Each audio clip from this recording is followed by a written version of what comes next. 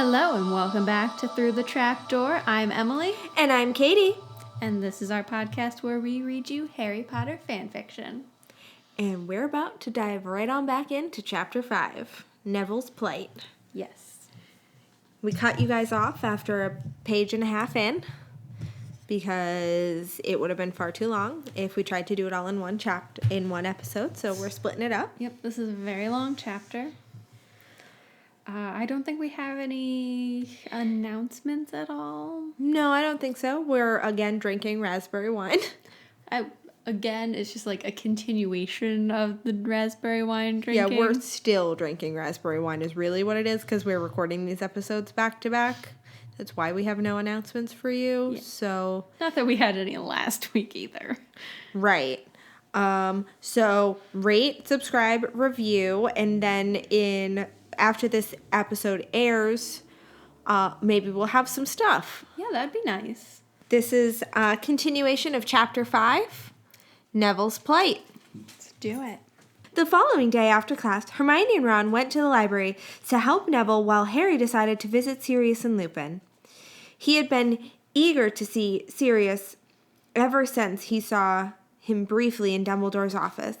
It was also his feeling that he would be able to settle the question about LaSalle. How many days have passed? I don't know. Also, why was it only briefly? Like, obviously Dumbledore knew that you guys would, chat for quite a while you ate lunch. Right. And it's a Saturday. Yeah, it was a Saturday. You had nothing better to do. Well, I mean, probably homework, but that's... Right. Okay. He felt somewhat jittery upon stepping through the mirror in the front hall that led into the staff's quarters. Okay. I kind of like this theory of, staff quarters being separate. But then at the same time, I feel like the head of house's quarters need to be near... Their house. Right. Because they always made it sound like their office was also their home. Or, behind... Or the, home was behind. Right. Huh. I don't know. For a long time, he just stared at the mirror. Stared at his own reflection. But finally gathering his courage, he lifted one leg up over the bottom of the frame, stuck it into the mirror. It felt like dipping his leg into water, only the other side was not wet. He plunged all the way through. Also, why did they tell him, not to let the rest of the staff see him when Dumbledore gave him permission? Yeah, I feel like all the other professors are going to know that Sirius and Lupin are there. Right, it's more like, don't let the other students see you doing this. Yeah, don't let the other students seeing you walk through this mirror into who knows where. Right, also, but why wouldn't all the students know that behind that mirror is the staff quarters? Yeah, why are the staff quarters hidden from students? Right. Okay. I have many questions. Even though he had permission to be there. Oh, again, if only we had read it in the next sentence. He felt as if he was breaking into some place where he shouldn't be. However, he stopped worrying and looked around in awe. It was as if he had walked through the great doors at the entrance of Hogwarts. The Great Hall was ahead. There were stairs to his left and right, and with suits of armor standing guard. The staff quarters were the mirror image of the school. It's an interesting theory. I like it. I do too. Except the castle is definitely big enough to just have them around. Yeah, they could just live in... They could, give the staff an entire floor. Yep. Want to make a difference. Remember that one time when they turned an unused classroom into a forest for fens?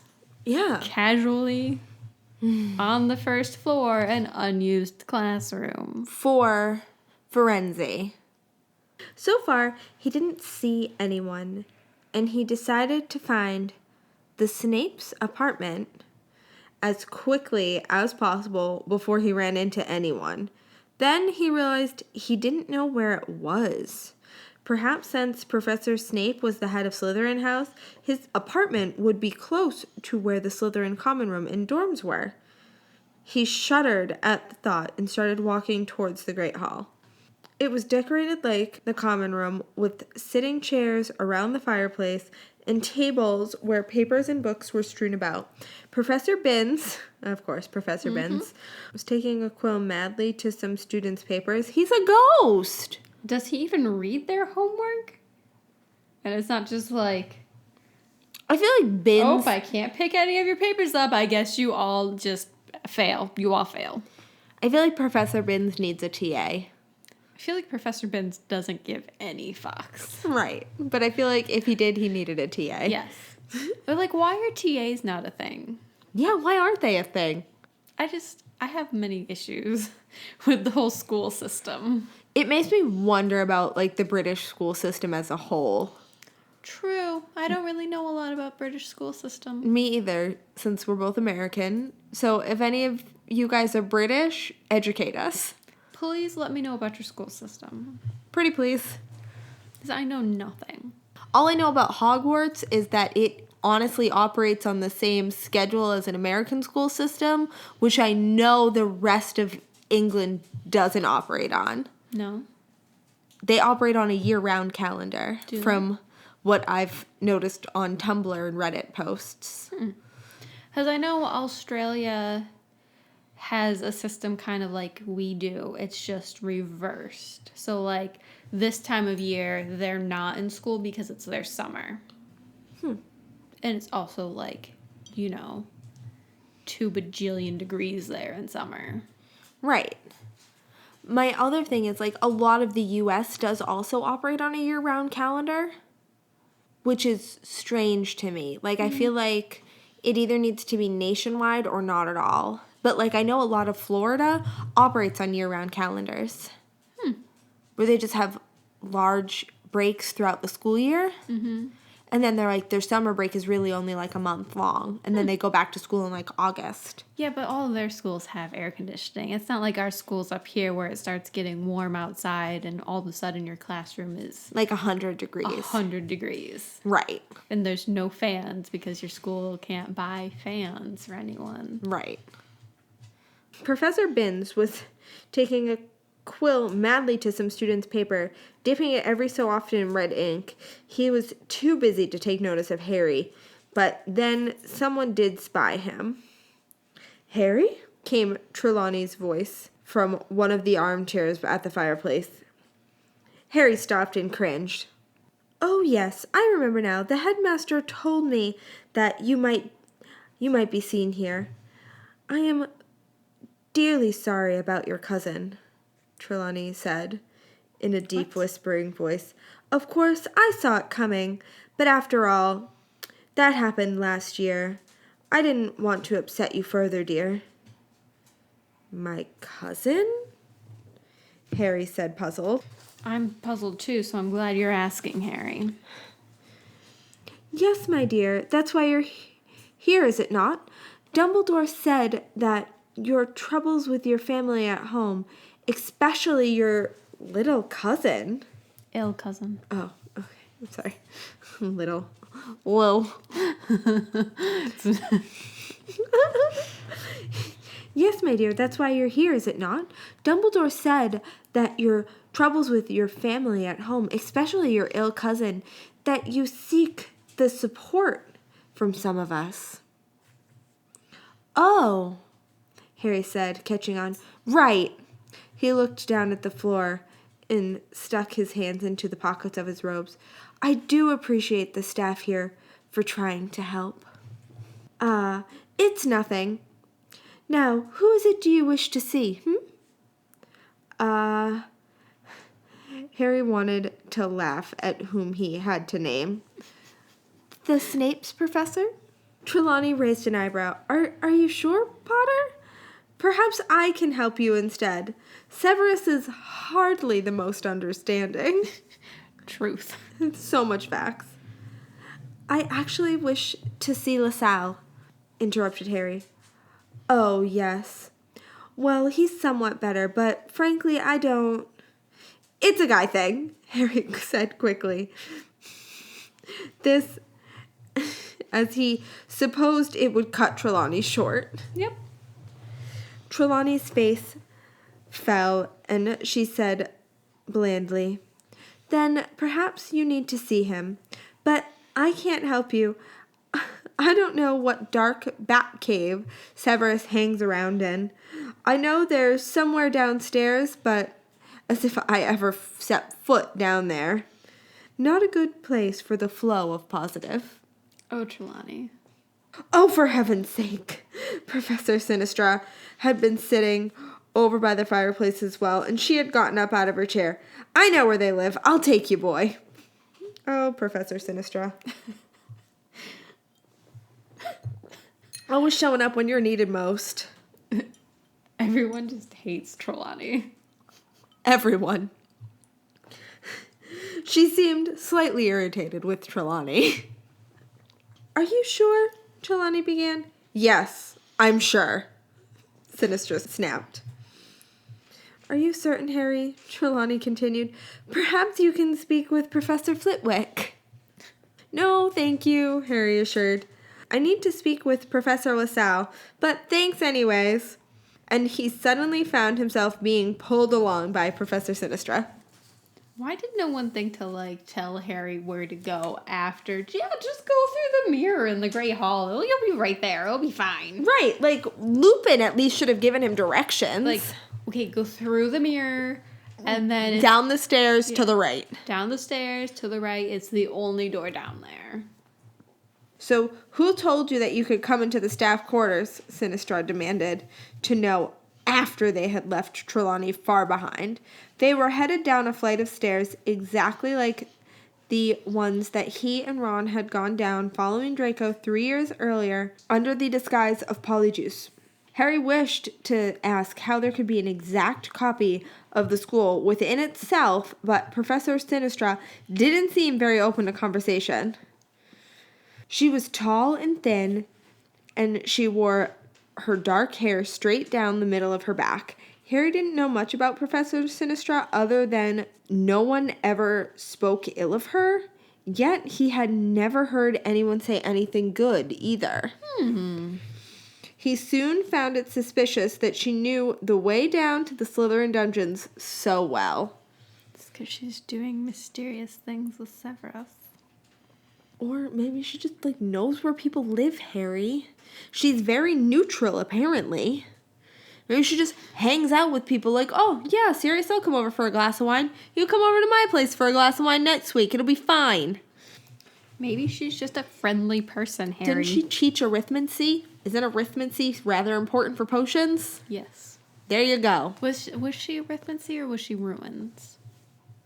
Oh, she might have been ancient runes. Which, I still feel like you'd kind of need for potions. Right. To some extent.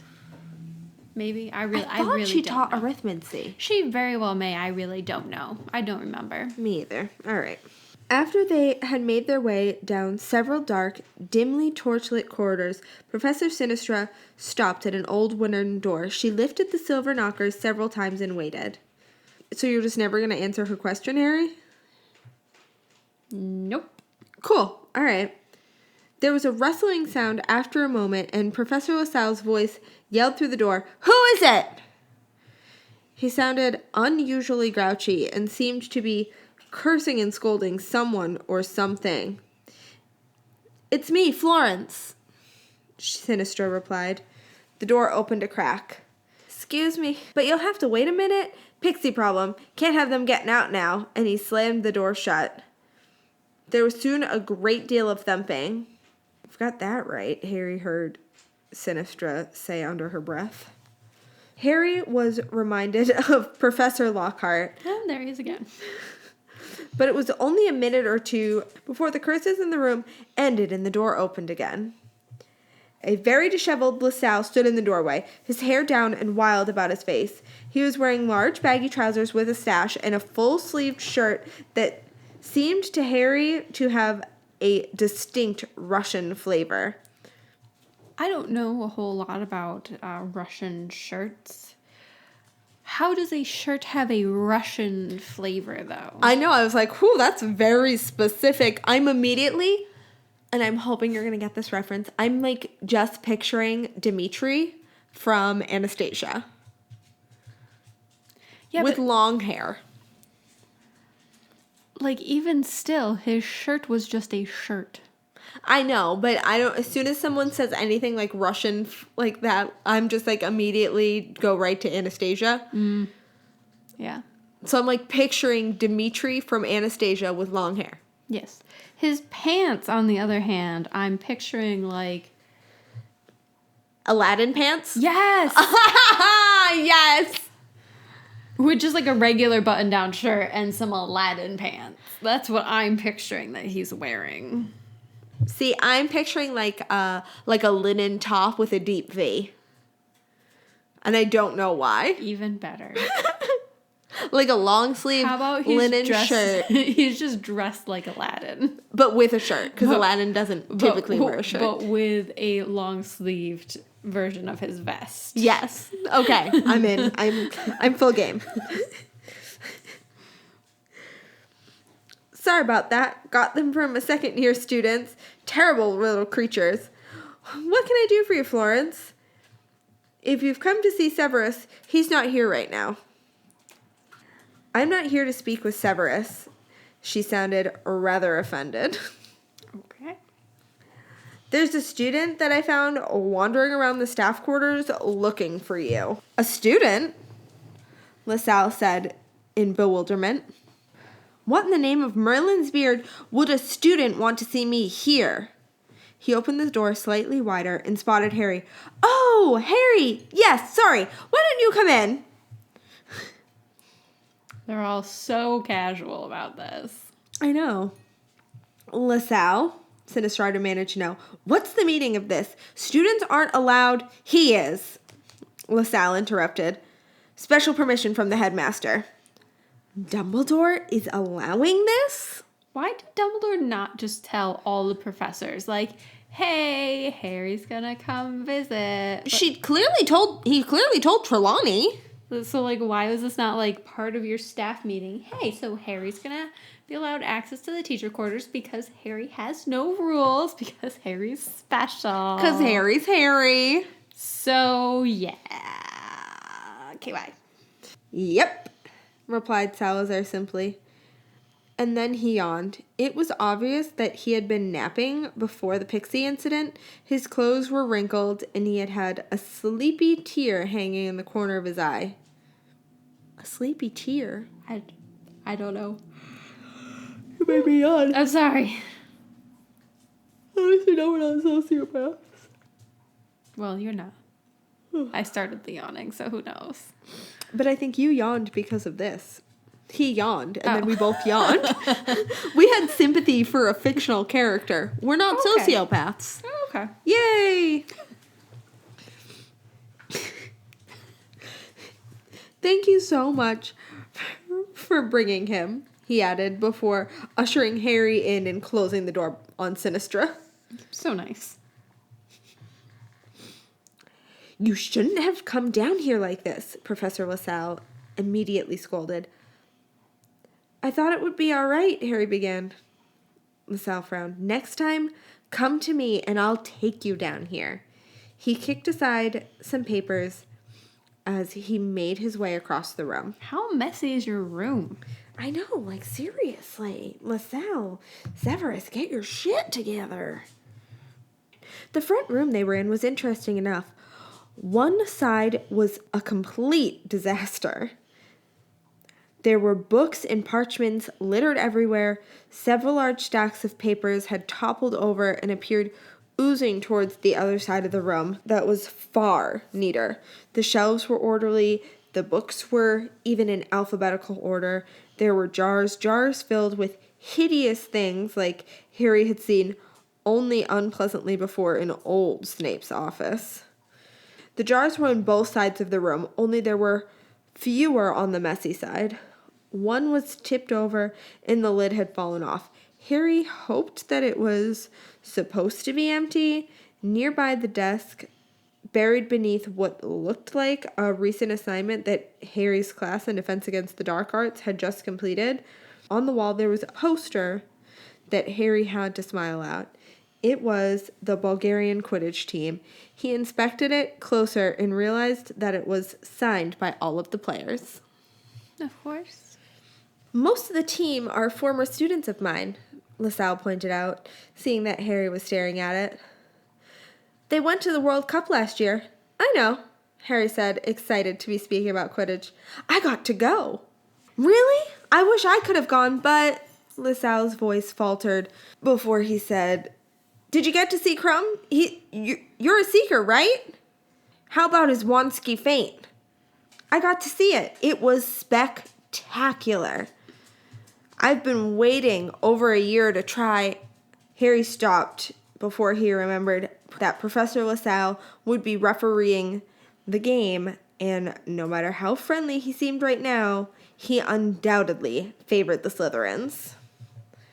LaSalle began to search through the mess for something, and Harry wondered whether he had heard or not until he had said over his shoulder, It's all right, Harry. I won't tell Draco, if that's what you're worried about. Harry sighed with relief. Then he ventured to say, A lot of us have been worried about the games this year. Why is that? LaSalle asked as he leaned over a box full of magazines. Well, Harry tried to decide upon the best way to say it. He had to wait, though, as LaSalle suddenly jumped up and ran out of the room. He came back carrying his staff. He pointed it at the box, and with a flash of blue light, he reached over and plucked a limp pixie from the box. Carefully, he placed it in an aquarium where the other pixies rushed to its side. It shortly got up and began making angry gestures through the glass. Well, that's what you get when you get into my Quidditch quarterlies, said LaSalle formally before leaning back over the box and pulling out a magazine. He flipped through it and then bent back the cover. Here you go, Harry. I thought you might like to see this. Harry looked down at the article and read, Spotlight, Hogwarts School of Witchcraft and Wizardry. Does Potter have potential? Gryffindor House Seeker, James Potter. Oh, he saved an article about his dad. Oh, Gryffindor House Seeker, James Potter, reviewed for place on national team, England. Oh. Wow, Harry said softly. Where'd you get this? I've been collecting copies of Quidditch Quarterly for years, LaSalle explained. You can keep that one if you want. Can I? Harry asked in disbelief. He stared at the picture of the young man in red Quidditch robes attempting to smooth out his untidy hair. I feel like it's weird to me how few magazines there seem to be, or like publications. I know there's one newspaper. One newspaper. And like 2 magazines that we hear about. Yeah. Like I'm sure that like they just don't talk about it a lot, but I would feel like that at the very least, like the teenage girls of Hogwarts would like order all these different magazines and like when they only seem to read Witch Weekly, which is like the People magazine of the wizarding world. Yep. And like I'm sure that there would be like a whole bunch of guys that get like Quidditch magazines, right? And like there's gotta be like that Wood would order every single publication on Quidditch that there was. Right. I mean, it's hard to create a whole like world and universe. So, like I understand. I know, I get it. But at the same time, I'm like, ugh. They couldn't have just been like, oh, the stacks of Wizarding Beauty magazines or like any like sports magazines. And why? Why do wizards only have one sport? Why only one? Why? Like you can't you don't have any other sports. You're telling me that there's not broom racing out there? Right. Like, come on. Or like animal racing of some kind. Like, or like hippogriff racing. Yeah. And like there's gotta be dragon fights, like bullfights. Oh, I'm sure. Sure, LaSalle replied offhandedly. He waited until Harry had finished reading the article before adding, Severus keeps threatening to destroy that copy anyways, so it's yours to keep. Because of this? Harry asked, looking up. Not just that, he reached over and turned to the page. Because of this as well. Harry added, Slytherins stunk once again. Foul plays lead to a forfeit. Oh, said Harry. I can see. Read on, LaSalle prompted. The Slytherin team was forced to forfeit to the Gryffindor in the final match after disgraceful behavior of the Slytherin beaters that led to injury of 2 players. Draco just suddenly turned into a dragon, said Lily Evans, friends of one of the injured players about one of the Slytherin beaters. Then he viciously attacked James just as he was about to catch the snitch. Harry looked up at LaSalle, who was busy studying his staff. Harry continued.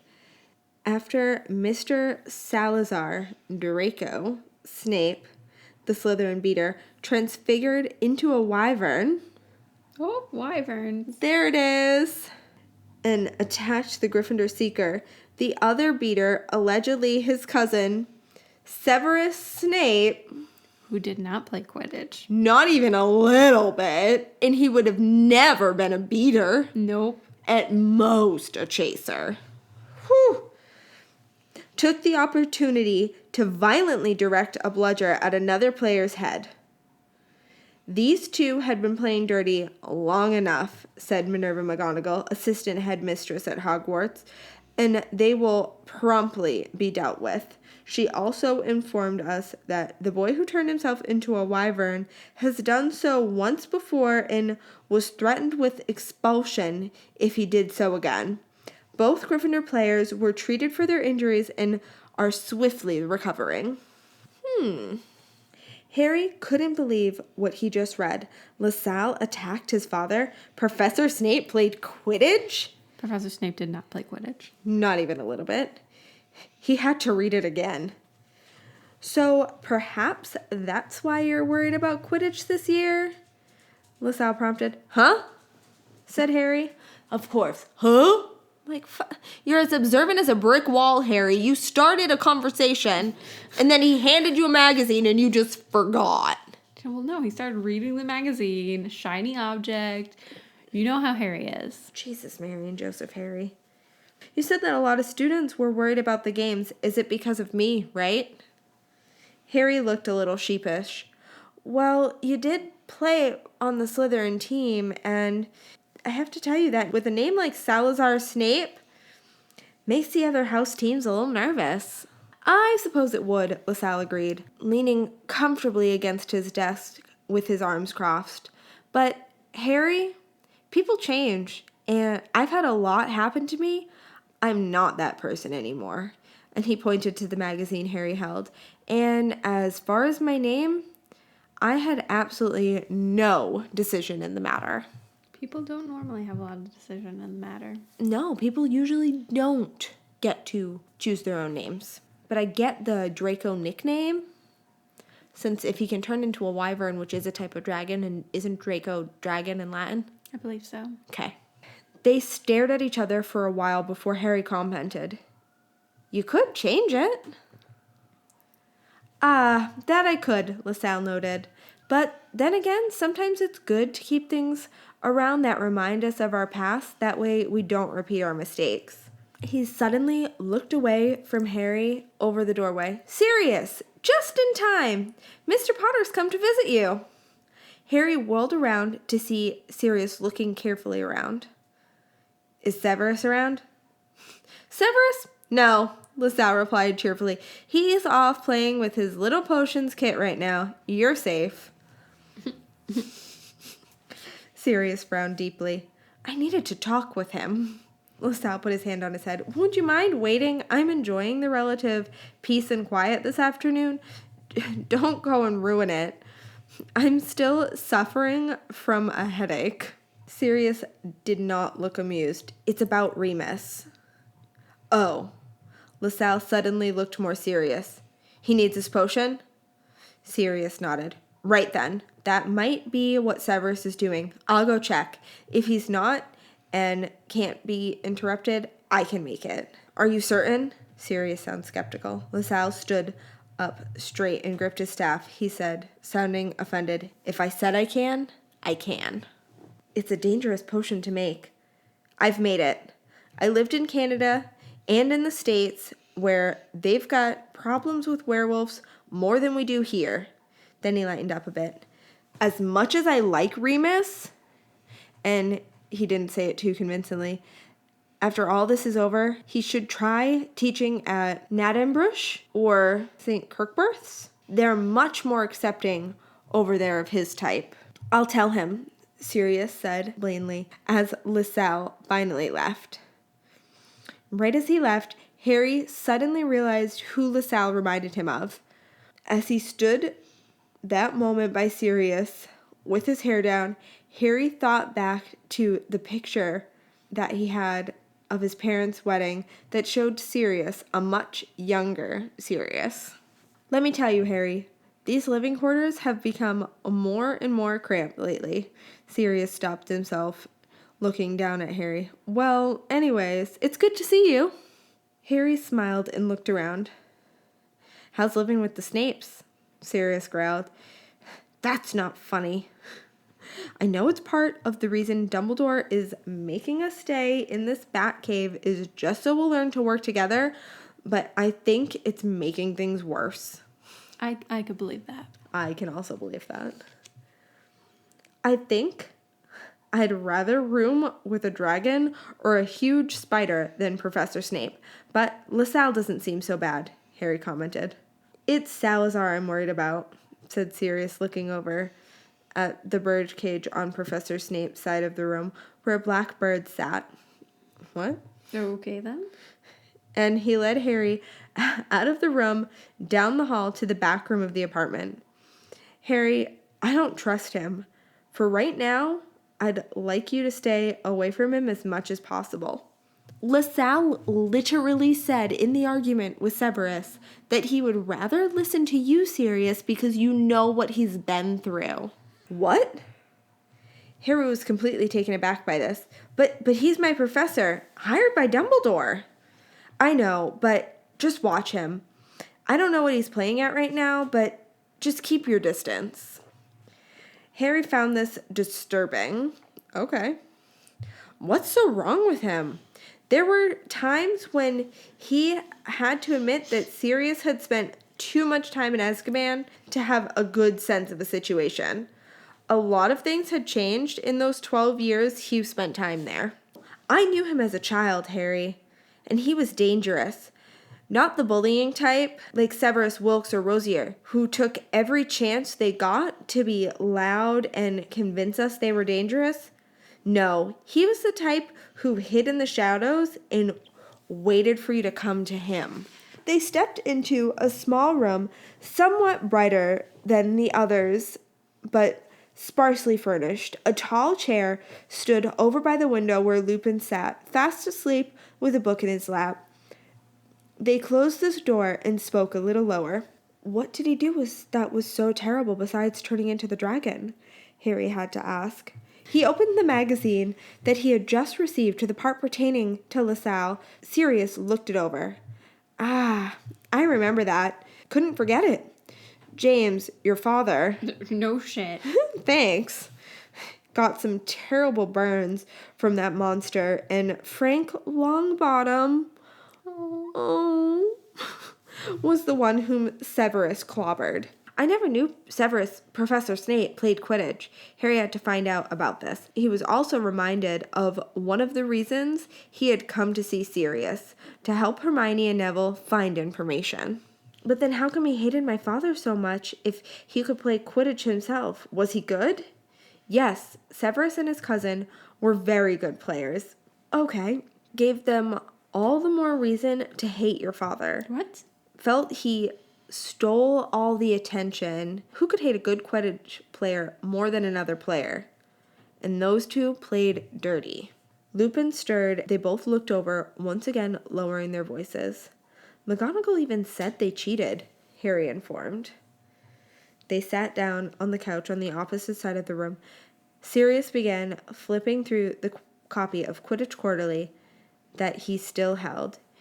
He stopped and smiled when he came to the picture of James. Do you think my father might have played Quidditch for England? Harry asked, looking back over the article yet again. Sirius let out a sigh. No. I remember when this happened. He was asked, but your father wouldn't hear of it. Why not? Because, Sirius explained, James was a very good man, too good to be a professional Quidditch player. He played here at Hogwarts because it was fun. He had no intention of making a career out of the sport. It wasn't what he wanted. No, he preferred to go work for the ministry. The ministry? It suddenly came to Harry that no one had ever spoken of his father's occupation. What did he do for the ministry? Sirius ran a hand over his face and was about to say something when Lupin finally awoke. Harry? Lupin forced himself out of his chair, and the book in his lap fell to the floor. Why didn't you wake me, Sirius? Sirius didn't answer. So how are you? Lupin asked, stretching. Hope everything's going all right. Just fine, he replied. Or at least I believe so. Well, that's good to hear. And he moved across the room to the table covered with different bottles. He picked up several before deciding on one that was almost empty. I need to ask Severus about making some more of my medicine. It should already be taken care of, Sirius informed. I told Salazar and he went to go ask or make it himself. Lupin turned around and knotted his brow. He offered to make it? LaSalle did? Sirius shrugged. Lupin suddenly seemed very unhappy. Hey, if Salazar wants to get himself killed trying it, that's his own fault, and so much the better, Sirius pointed out. Maybe we'll be lucky and he'll take out Severus with him. Rude, Sirius. Sirius, please, Lupin scolded. Dumbledore is upset that we still can't work together, and I know I dislike him as well, but there's times we're just as much part of the problem as they are. It's been like 3 days. Please calm down, people. Right. Also, you've got, literal decades of hate towards each other that's not going to be cured in, a day. No. Living together, if anything, is only going to make it worse. Before it gets better. Yeah. I doubt that, Sirius said blandly. Harry was just asking what was so bad about Salazar. Well, why don't you tell him?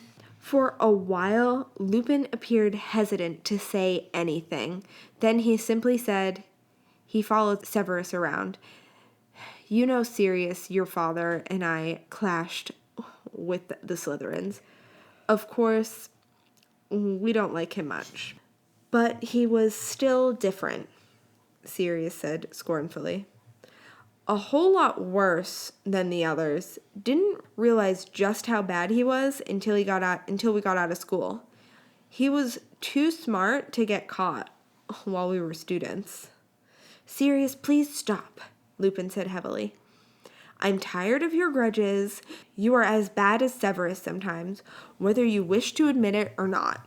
Sirius scowled, but it seemed that the argument was over. I do have one question, Harry finally managed to say. It concerns the Longbottoms. All of a sudden, Sirius looked extremely dark, darker than usual, while Lupin rested his mouth on his fist. What about the Longbottoms? Sirius demanded. Harry thought at how best to phrase his question. Neville, he believes that one of those who attacked his parents had a mage's staff. At once, Lupin and Sirius turned and stared at one another. Neville said this? Lupin looked very concerned. Harry nodded. Hermione and Ron are in the library right now trying to figure out if he could have been there that night. He looked at Sirius for answers. I wouldn't know, Harry, Sirius admitted. I was already in prison by then. I know, but, Lupin said softly. He rubbed his forehead as if he had a headache. I am sorry that you had to ask this. And by the tone of Lupin's voice, Harry had become worried. Professor LaSalle possibly could have been one to torture the Longbottoms. He was already working for Dumbledore, And surely if he had, he wouldn't be here teaching now. But I thought the Lestranges and Crouch's son were the ones who did that. And how could Dumbledore let LaSalle work here if he was guilty? I'm not saying that he did, Lupin said quickly. I'm only going to tell you what I know. He paused. He looked extremely tired. The night the Longbottoms were attacked, he began, I was with Dumbledore, Moody, and Professor Snape, Severus Snape. As you know, it was shortly after Voldemort's fall, and we were concerned with rounding up Death Eaters and keeping an eye out for Voldemort. We were still uncertain as to exactly what happened. Well, that night, it was Severus who informed us that something was wrong. LaSalle was out. We didn't know quite where, but the two Snapes had known each other long enough that they had what is known as a sympathetical, magical link between them. One always had a good idea of the spells the other was using, Lupin explained. He realized something was wrong, but never said exactly what spells Salazar was casting to make him believe so. We followed him to the Longbottoms, where it was, of course, too late. The Death Eaters had already escaped. Severus found Salazar while we attended to the Longbottoms. Lupin seemed to have stopped here. Harry could only imagine how difficult of an event it would have been to force oneself to recall. Salazar was found in Death Eater robes. He was unconscious, and his staff lay on the other side of the room. Now, we know he was still working as a spy, but under the circumstances, the right thing for him to have done would have been for him to turn against Crouch and the Lestranges to save Frank and his wife. Harry thought quickly, but if he had, the Death Eaters would have killed him, not left him unconscious. And so that night is still a sore subject between the Snapes and Dumbledore, Lupin added, which is another reason that leads me to believe that those two can't be trusted. Sirius growled. They've got a whole slew of dirty secrets they're hiding. I wouldn't be surprised that if Salazar did torture the Longbottoms, and I wouldn't put it past Severus to cover it up. Dun, dun, dun. End of chapter 5. This is a very interesting story. I'm really enjoying it. It's taking a turn that I didn't expect. Yeah. And we're only 5 chapters in. 5 out of 20. So, this is exciting. All right. Well, see you next week to see where the story goes. See you next week. Thank you so much for joining us on our journey through the trap door. Please leave us a review on Facebook or iTunes. It would literally mean the world to us. It really would. You can find us on Facebook and Instagram at Through the Trapdoor 16 or on Twitter at The Trapdoor. And please send us an email at throughthetrapdoor16@gmail.com with any story suggestions. And as always, join us again next Saturday as we travel through the trapdoor.